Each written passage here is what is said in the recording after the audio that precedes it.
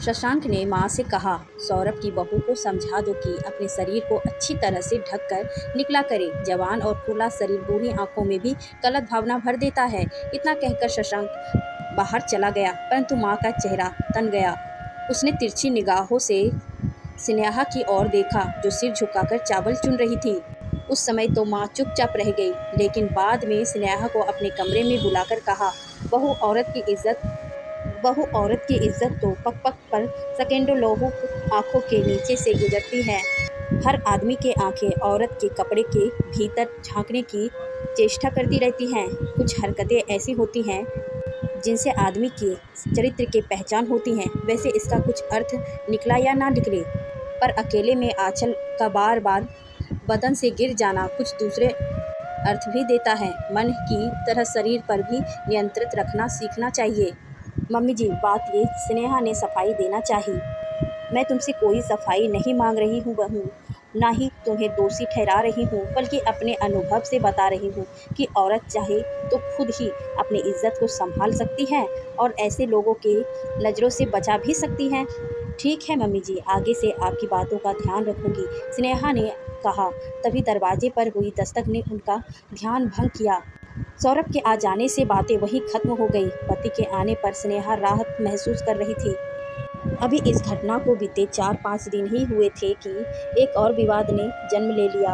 हुआ यूं कि स्नेहा स्लीवलेस गाउन पहनने बाथरूम से निकल रही थी कि अचानक डाइनिंग हॉल में शशांक उससे टकरा गया। बेचारी स्नेहा फुर्ती से अपने कमरे में चली गई। माँ, शशांक को एक और मौका मिल गया था। मुझे छोटी बहू का व्यवहार ठीक नहीं लग रहा है।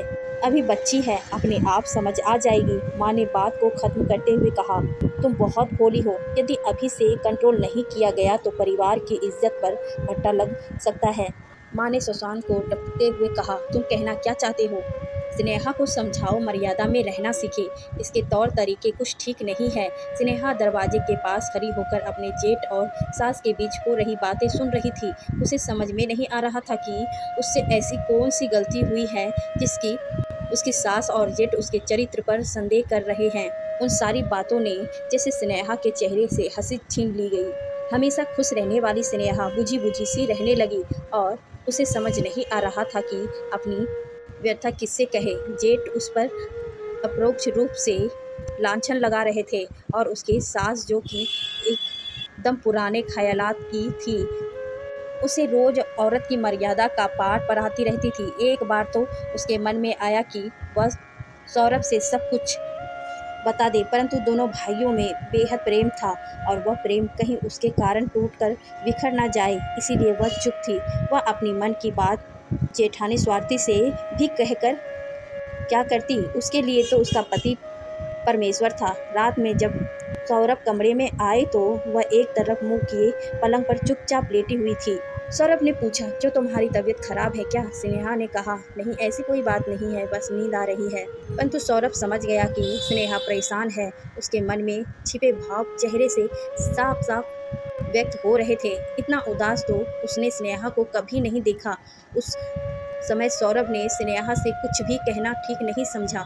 अगले दिन रविवार था। सौरभ ने स्नेहा के साथ फिल्म देखने और बाहर घूमने का प्रोग्राम बनाया। सौरभ ने सोचा कि स्नेहा घर के अंदर की बंद दुनिया में रहते रहते उब गई है, इसीलिए उदास है। कॉफ़ी हाउस में कॉफ़ी पीते हुए अचानक सौरभ ने स्नेहा से उसके उदास रहने का कारण पूछा।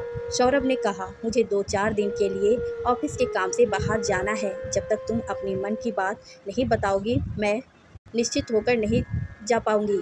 लेकिन जब स्नेहा ने सारी बात बताई तो सौरभ अवाक रह गया। उसे विश्वास नहीं हो रहा था कि स्नेहा जो कह रही है वह सच है।